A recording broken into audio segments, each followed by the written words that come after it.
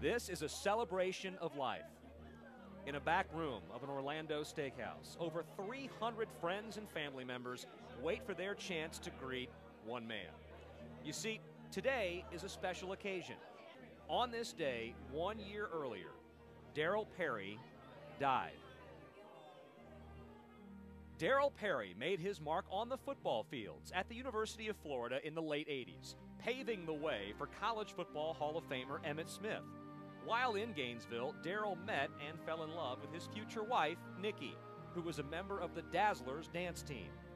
A 6'2", 230-pound fullback, Darryl Perry's zest for the game of football and life was contagious. From the day I met him, to now, he's always been positive, always been a great person. The type of guy that you want your sister to go out with. Just always a good guy. When his playing days at the University of Florida were complete, Darryl took the work ethic he'd sharpened on the gridiron into the business world. He was a successful businessman, a motivational speaker, a financial advisor, even an avid golfer.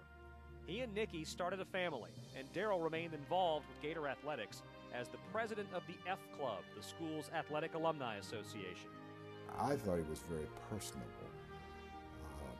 He had a winning way, a winning smile, a winning attitude. He's the type of guy that you love him instantaneously. There's no, what you see is what you get with Darryl. His life was very busy, but Darryl always found time for everyone, even coaching his son's Little League team.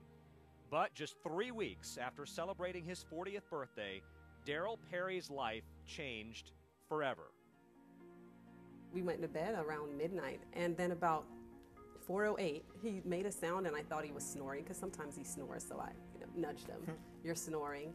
And then he made another sound that just, I don't know why, and he was there gasping for breath, frothing at the mouth, eyes rolled back.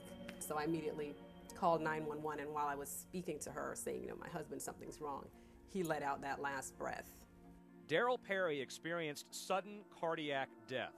It's a heart attack caused by an irregular heart rhythm. Irreparable brain damage and death usually can occur within 4 to 6 minutes after an attack. Darryl Perry went 7 minutes before paramedics could restore his heartbeat.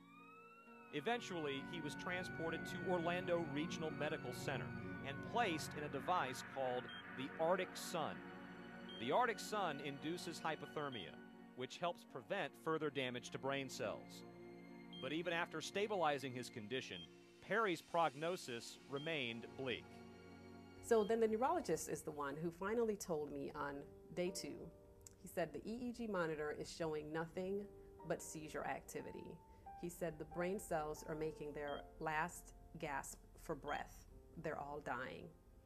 There is no hope of there ever being any recoverable brain activity. So you need to think about when you're going to pull the plug. Channeling her husband's determined spirit, Nikki fought to remain positive and refused to allow anyone to give up on Darryl's life. For her to sit there and to tell the doctors what they need to do, to tell the doctors what they're not going to do, to take care of her husband and don't leave her bedside. Kids at home, you look up Superwoman, her face is right there. Nikki gave me inspiration. She didn't want anybody around the whole situation that wasn't positive. And I think that just gave me hope, because I was thinking, why shouldn't it be this way?